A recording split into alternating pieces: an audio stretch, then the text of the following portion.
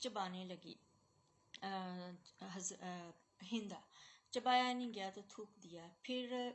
پیارے اور پاک نبی صلی اللہ علیہ وسلم کے چچا کے جتنے بھی اعضاء ہیں، ان کے مبارک کان، ان کی ناک، ان کے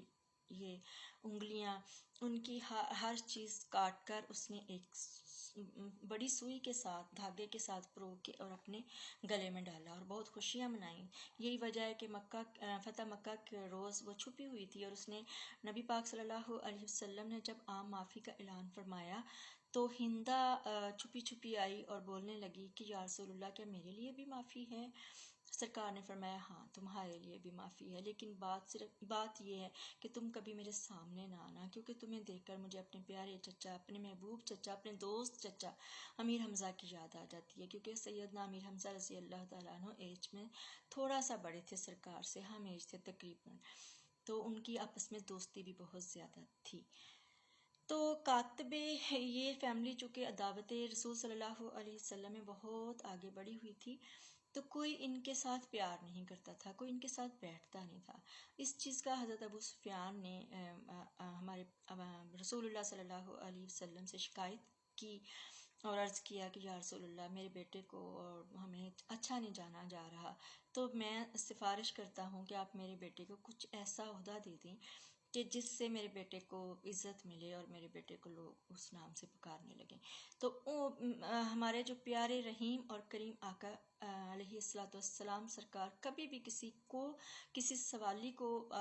مطلب نہیں اس کے سوال کو یعنی کہ پورا فرماتے، ٹالتے نہیں تھے، کسی کو مایوس نہیں فرماتے تھے۔ تو آپ سرکار نے پھر ایک دو وحی جو ہے تو انہیں کہا حضرت امیر معاویہ کو کہ آپ وحی جو آئے گی تو آپ لکھیں گے، اور پھر ان کو ایک مختصر سے دور میں جو انہوں نے کیا تو ان کو کاتب وحی کا لقب دیا گیا۔ تو وہ لقب جو دیا گیا وہ ان کے ابا کی خوشی کی وجہ سے دیا گیا نبی پاک صلی اللہ علیہ وسلم، لیکن چونکہ آپ جانتے ہیں کہ وہی تو مکہ مکرمہ میں یعنی کہ جب نبی پاک صلی اللہ علیہ وسلم سرکار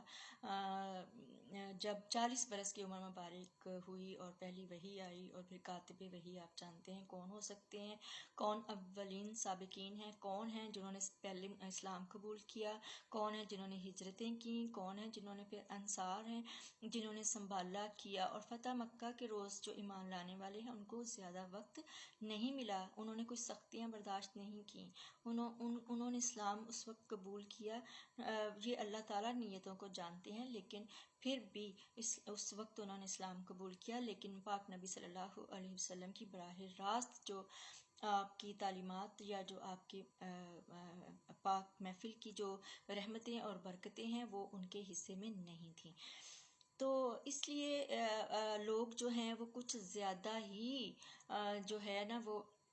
کر دیتے ہیں کہ حضرت امیر معاویہ رضی اللہ تعالیٰ عنہ کو، اور پھر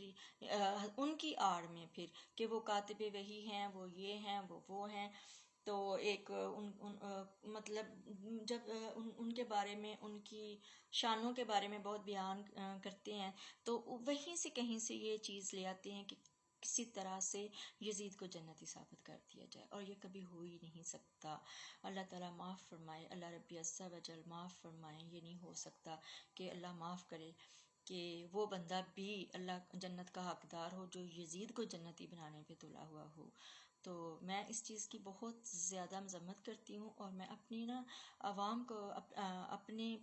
یوتھ کو، اپنے بچوں کو، میرا دل چاہتا ہے کہ میں ان کو ان کا عقیدے کا جو کنسیپٹ ہے نا وہ کلیئر کر دوں، تاکہ چھوٹی سی غلطی بھی ہو جائے نا، جیسے جو ہوتا ہے نا پل صراط کہ اتنی باریک ہوگی، اتنی باریک کہ وہ جو تلوار کی دھار ہوتی ہے نا، اتنا باریک جگہ پہ ہمیں چلنا ہوتا ہے، تو اگر ہم گر گئے تو ہم نامراد ہو گئے، اگر ہم نے پار کر لی تو سمجھے ہم مراد پا گئے۔ تو اس لیے میں چونکہ حضرت یزید کا جو حسب اور نسب ہے وہ یہی ہے کہ یزید بن امیر معاویہ اور بن ابو سفیان اور بن حرب، اور یہ سارے جو ہیں ان کو شروع سے بنو ہاشم سے، ہاشمی خاندان سے بہت جو انسیکیورٹی تھی، تو یہ ہمیشہ مقابلہ کرتے رہتے تھے، جو آج بھی چل رہا ہے مقابلہ۔ تو کسی بھی صورت یزید جو ہے وہ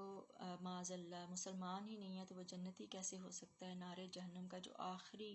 درجہ ہے، آخری گڑھا ہے، وہ اس میں ہے۔ اور جو آج کل کے یزید ہیں، ہماری دعا ہے کہ وہ بھی جو ہیں وہ یزید کے جو پیروکار ہیں وہ یزید کے ساتھ ہی جہنم کے اسی گڑھے میں جائیں جہاں یزید جو ہے لعین جو ہے وہ ایندھن بنا ہوا ہے دوزخ کا، اور اس کی قبر جو ہے وہ اللہ کے حکم سے جو ہے وہ اس میں اس کا عذاب جو ہے کبھی نہ رکنے والا ہے، کبھی نہ ختم ہونے والا ہے۔ تو ہر یزید سے جو ظلم کرنے والا ہے اس کا یہی انجام ہونا چاہیے۔ تو بس یہ میری ایک یعنی تھی گزارش کہ یہ جو میں نے سنا ہے تو مجھے بڑی تکلیف پہنچی ہے۔ ہاں، یزید کا بیٹا جو تھا، تو یزید کے بیٹے نے جب اس کو کہا کہ آپ آؤ، تو اس نے ٹھوکر مار دی اس تخت کو، اس نے پیر سے اپنے، اس نے کہا کہ میں کبھی بھی ایسی خلافت قبول نہیں کروں گا جو پاک آل کے خون سے بنے، یعنی نبی پاک صلی اللہ علیہ وسلم کے شہزادوں کو ان کو ذبح کر کے ان کے خون کے اوپر جو تخت و تاج بنایا گیا ہے، میں اس کو ٹھوکر مارتا ہوں۔ اور پھر غم سے صدمے سے جو ہے وہ وفات ہو گئی، اور وہ یقیناً پھر اللہ کے بارگاہ میں سرخرو ہو گیا۔ اور اس کے لیے ہم کہہ سکتے ہیں کہ، لیکن یزید کے لیے ہرگز بھی نہیں کہہ سکتے۔ تھینک یو سو مچ میرے پاکستان۔ اللہ حافظ اینڈ فی امان اللہ۔ عمران احمد خان نیازی زندہ باد، عمران ریاض زندہ باد۔ Thank you.